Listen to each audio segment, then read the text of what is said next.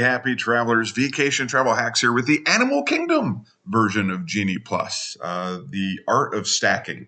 And these are best practices that we have used. If you made the investment on Genie Plus, this is how, this is a method. This isn't the method, but this is a best practice to make the most use of it. If you're on the fence about Genie Plus and you're thinking, hey, I'm interested in it, but I want to make sure I use it effectively. Hey, this is the video for you. I'll share everything we've learned by trial and error. We've wasted money. We didn't use it right. But let's get one thing right off the bat is stacking is the most effective way of using it because of the 2-hour rule. If you like the flagship rides like, the Safari, the Navi River Journey, since we're talking about Animal Kingdom, Everest, the reason we stack and don't rope drop and use the Genie Plus is because Genie Plus makes you wait 2 hours until you make your next reservation unless you're able to ride the ride right away. And normally you're going to have to wait an hour or 2 hours, and walking around the Animal Kingdom in the heat isn't my idea of fun. If it's your idea of fun, then feel free to not stack. We stack. Let's share how to stack. So right now we got my practice Genie day. We like to eat dinner between 4 to 5, but maybe we have a dinner at a different time. Let's see how our day plays out. So at about 6:45 a.m., you wake up. Everyone else in your room is asleep. You don't have to wake everybody up for this. But hopefully you've had a conversation with the other people in your group, and you have a general consensus on the priority things to do in the day. Everyone wants to do everything, but maybe we make a priority. Let's take a look at what's available at 7:15, which is the first time I can take screenshots, by the way. At 7:15 a.m., this is what is going on. Everything is still available, but let's pay special attention here. Avatar 2 came out. Everyone wants to ride Avatar. Actually, before Avatar 2 came out, everyone wanted to ride Avatar before, but now it's even busier with the 2 and the Way of Water. So take a look. In 15 minutes, all the fast passes, the individual lightning lanes, for an additional $16 on top of the $15, $20, $30 they already want. It's already out to $5.20. So hopefully, if that's what you want to do, 7 a.m. is a great time in that one. Remember, you can pick your own time. Everything else, you're bound by what is already here. So here, you can pick your own time. So a couple things. One, we always do flight of passage. Yeah, it's $16. We grab it. We're gonna book it. And then the other thing that we really like to do is Kilimanjaro safaris. But take a look here. We got these times. I always base the priority rides first, but I take a look at the other things that are going to determine what I want to look at next. So if I'm getting the Safari at 120 and Avatar at 520, well, hey, the Navi River Journey, if you haven't been on it, it's a visual delight. I'm not here to sell you on a ride. It is popular, and you can tell. Look at this. Everything else is early, like before 9, before 10. Look at this. This one's already at 12:20. So if this is a priority for me and my group, I'm taking a look at the Navi River Journey, and maybe at the start of my 2-hour window, we're going to look at that. So all right. So I'm going to make reservations. I'm going to select it for my group here, and I'm going to add it to my Disney Genie day. So I pick 3 to 4, 1 to 2, and know that I have the window. Right now, if this is my first ride, and I will make sure this is my first ride, as a stacker, I'm going to let my family sleep in. I'm going to enjoy either a nice quick service breakfast. I'm going to make my way to Ale and Compass to get those chocolate pancakes. If I have reservations, and they're chocolate waffles, correction. But I'm relaxing. Are we looking at maybe a quick little pool dip before we head in? And I'm going to target not to be there at 120 for the ride start. I'm going to target to be there closer to the ride end. And to get to the Safari, I know is a little bit of a walk, probably a 10-minute walk from the park entrance. So I'm going to target my arrival to be at about 2. And again, Animal Kingdom's huge. It's normally the hottest park. And if you're a sweater, person who likes to perspire, well, let's take a look. What I showed you is people that are staying on property. If you're not staying on property, you get to make your first Fast Pass reservation when the park opens. So here's what the times look at 8:30. And I actually do take a look at the times. I refresh them as my family's planner just to see what's going on. And let's take a look at flight. Hey, look, it was really a good thing that we made the reservations when we did, because at 8:30, an hour later, there is no Avatar flight of passage. One thing to note, though, take a look at the safari. Remember how we made safari a little later? One thing I've observed, especially at Animal Kingdom, that the times fluctuate.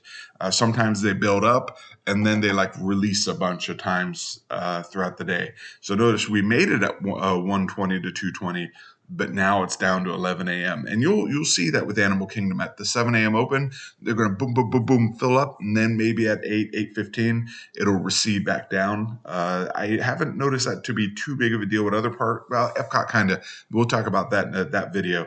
But that's what I'm looking at. So at 8:30, and we got Navi River Journey up to 12. And that's the one I was telling you I was keeping an eye on because everything else is still right around 9, 10 o'clock. All right. It's 2 hours after the park opens. Here we go, 10:30. Avatar's gone. I can make my other reservation.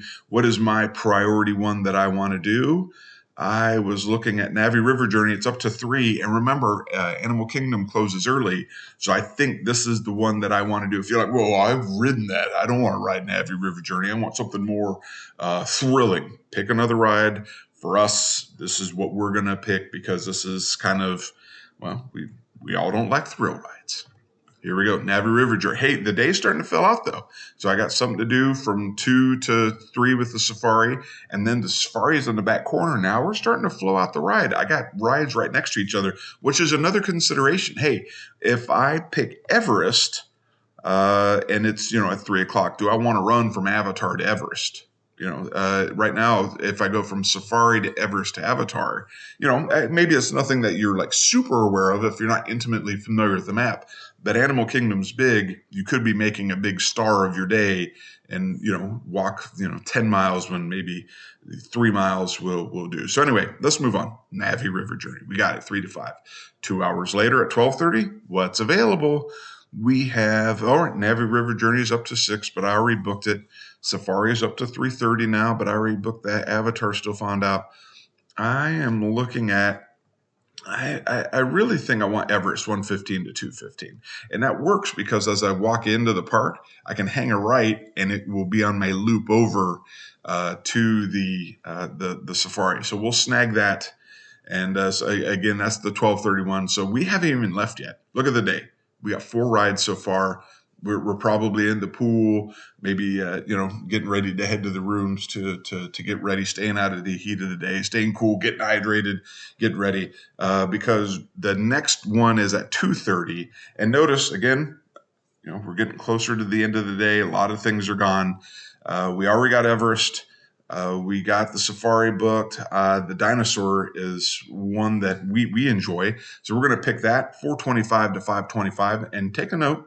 We're starting to add these numbers here. This is, if you make standby wait times, we're going to make a note of these wait times as an approximation. One of the ways you can say, hey, I'm spending this money, but how can I tell if I'm getting value? One of the ways that you can tell you're getting value is what wait time are you skipping?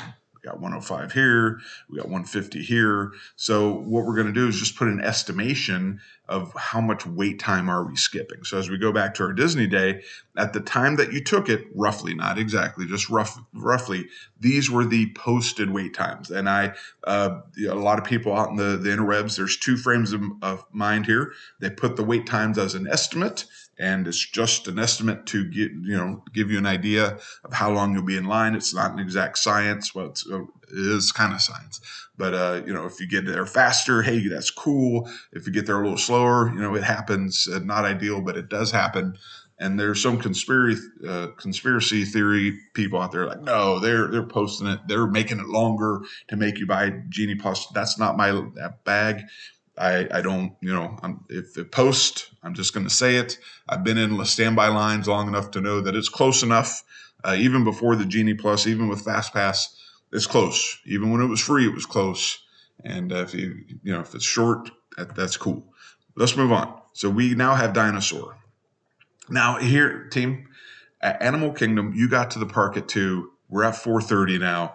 We are going to have a great decision to make because we got Fast Passes for everything that we wanted to ride.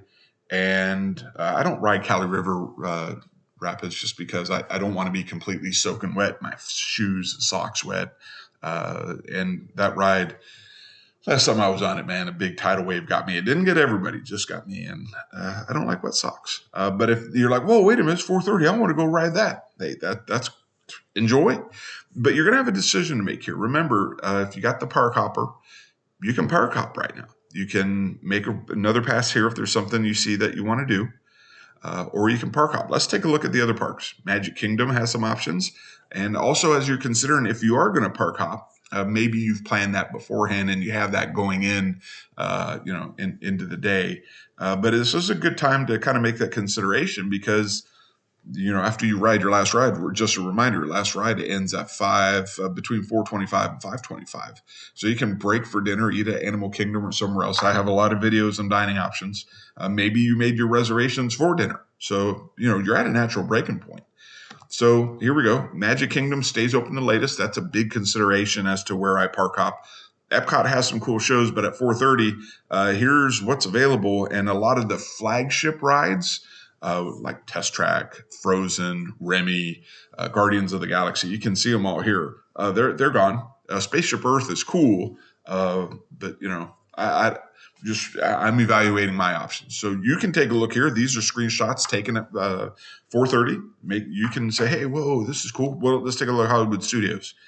It's even worse. There's almost nothing available. At 4:30, everything's gone. So right now, the real what do I want to do? Epcot has a nice event at 9 o'clock, their fireworks show. Magic Kingdom has a nice fireworks show.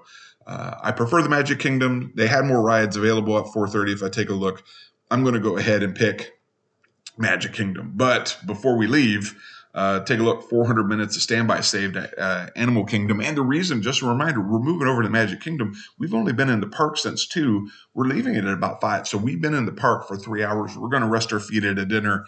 And we got Tomorrowland Speedway at 8 o'clock, which is, a little driving ride my kid likes to drive. I like to drive. It's just a nostalgic ride for me. I got it. It's a bonus. I already paid for the Genie.